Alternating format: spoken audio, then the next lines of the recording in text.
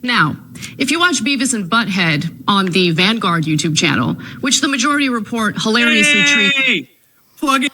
So, I'm still covering this Ana crash out for you guys. So, not only did she come for the Majority Report, she also came for the Vanguard, this is another left-wing publication. And guys, just, stay with me.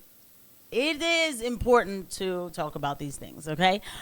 These young gentlemen, they're called the Vanguard, and, yes, they are on the left, and of course, the whole thing about transgenderism and all that stuff or whatever, but I don't know, lately I've been finding that the left has been a little bit more on point when it comes to the tech bro takeover kind of thing. So anyway, these people are now going to cover what happened with Ana and, her crash out with the Majority Report. But the thing about them is that they add on more. Sometimes they give you more context to what's going on. So let's go ahead and get into it. A little cattiness for Saturday night, but why not? Let's go ahead and get into it. Attack. She's the one that's been making shit up. She's the one that's been lying about people. You guys will recall it was not like even a week or two ago that Ana Kasparian straight up falsely accused the Majority Report of taking DNC money to do Kamala Harris ad reads on their live program, something which is absolutely verifiably not true, and something that Sam and Emma referred to themselves as defamatory. So Ana has literally defamed the people, she is now responding to the attacks of. If anything, Sam and Emma should be responding to Ana's attacks, but apparently here is Ana deciding to dredge up a bunch of random bullshit, go down a bunch of rabbit holes, and try to work her way out of this bad situation that she's found herself in. Yeah, and just one more thing just the little cherry on top is while she's making accusations at the Majority Report that they're somehow taking money from the Democrats, TYT literally stole their email list, a bunch of progressives who had signed up to receive emails from the Young Turks, and they took that email list and they sold it to the Democratic Party. They literally sold it to the DNC. So the only people who are taking money from the Democrats, that's TYT. Oh, and they're also taking money from Polymarket and anybody else who will grease their palms, okay? Yo, speaking of Polymarket. So, number one, you see what I mean about the extra that they add on? See, I wouldn't know that they, went and sold their email list to the DNC and all of that, right? So that's the thing. Like, you can't cast out certain accusations if you're doing the same things that other people are doing. Look, you got to get your money however you got to get your money, right? But you can't do it away. You can't. But how are you doing the same thing? You know what I mean?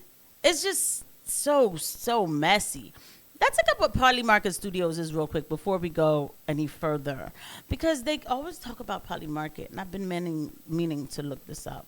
And there you go. And that's how I had a feeling. So I've been saying this for a while, and I like to make sure that I'm right about these things. And this is what we need to really be. Oh my gosh, come on. Well, hold on, y'all. That's all right. We're gonna take care of this right now. Don't you even worry your pretty little head. Don't you worry. I'm going to give you guys some background, what I like to call behind the scenes little nugget that another streamer taught me. God bless him for teaching me this, and we'll just do one of these. Guys, all right, it was already archived 4 months ago. Polymarket Studios is so Peter Thiel invests in Polymarket being platform, but the future of gambling on elections remains unclear. So Polymarket Studios is like, I guess they also do like gambling on elections. By the way, guys, please don't forget to hit the like and subscribe button and notification bell. Thank you to every eye that lands on these videos. Now, so it says controversial billionaire, political donor Peter Thiel and Ethereum founder Vitalik Buterin, I've heard this name before actually, raised about $70 million in funding for Polymarket, one of the major cryptocurrency startups offering event contracts for users to bet on things like political elections. Wow, we just got usury everywhere.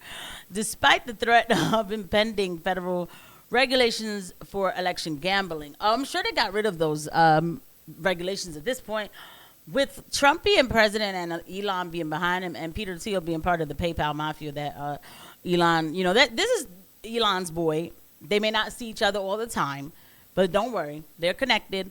So, with a lot of the slashing that's going on, I'm sure whatever regulations that was for the gambling is more than likely out of the way. Polymarket, one of the most popular. We'll just read a little bit more, and then we'll go back to the the clip. Sorry, guys. Polymarket, one of the most popular online prediction markets, allows users to bet on the outcome of real-world events, everything from the number of times Elon Musk tweets, to whether or not Taylor Swift will get engaged in 2024 through event contracts. Gamblers have already staked over $125 million in the 2024 election. All right, but Founders Fund, the venture capital firm founded by Teal, that also invested in SpaceX. Oh, okay. And Facebook was the lead investor in Polymarket. Founder Shane Copeland told CoinDesk. Very interesting. Federal regulations ban event contracts related to war, terrorism, assassination activity that is unlawful under federal, state, and a broader gaming category. On Friday, they voted in favor to adopt new rules that would ban event contracts that are contrary to public interest. I wonder if they still have that as a regulation at this point. But anyway, so this is but their studio, Polymarket, is a platform, but now they also invest in shows and stuff. So this is the person, part of the people who are investing in, Ana Kasparian in TYT. And look, everybody needs to pay the bills, so far be it from me to say who you take your money from, but this is okay. It's like, if you're gonna talk trash, I wouldn't take my money from okay. All right, let me move on from that a little bit, because I just don't want to trigger anything on this YouTube, and I'm so sincere when I say that. So let's move on just a little bit more. Is totally right. It is he who understands the MAGA base better than anyone else. I mean, the guy goes out of his way to engage in dialogue with Trump voters. He seeks to understand where their hearts and minds are at. Here he is touting his openness to understanding people who vote differently than he does.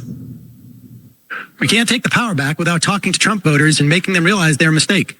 Well, wait. So let's pander to them first. Pick your battles doesn't have anything to do with talking to Trump voters. Yeah. Or not. Or flattering false You've just decided to make some weird connection there. We can't take the power back without talking to Trump voters and making them realize their mistake. Actually, no, we can't. There's millions and millions of other people who need to be motivated to get into the fight.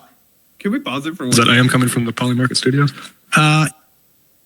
That is so true. He's literally everything she's saying everything Sam is saying, everything she's trying to play to get him is totally valid and true. There are way many non-voters, people who are not ideologically committed to the conservative political project, that we can reach out to, that we should reach out to. We should be engaging with college students, first-time voters, people who now are citizens for the first time, able to cast their vote in an election. We should be talking about issues that are kitchen table with them, instead of trying to talk to somebody about why it's actually important that women have access to reproductive health care, or why trans people deserve to live, and why Donald Trump is a criminal and probably... Right. So, and this is where the left always loses me. Why it's important for women to have access to reproductive health care. Abortion is not reproductive health care, okay? And one day I will meet these people and I will stare them square in the face and I will say, this is not reproductive health care. In fact, it is probably, I would say it's a detriment to your reproductive system, okay? So I don't like when people play around with those kind of words. This is why me and the left, whatever that is, it's like, never can be fully eye to eye. This is a huge problem because the divisions in the country and the inability... Excuse me. Because the divisions in the country and the inability to have conversations with people you disagree with, I think is a product of the bubbles that we live in, right? The media bubbles we live in. And I don't know how to fix that.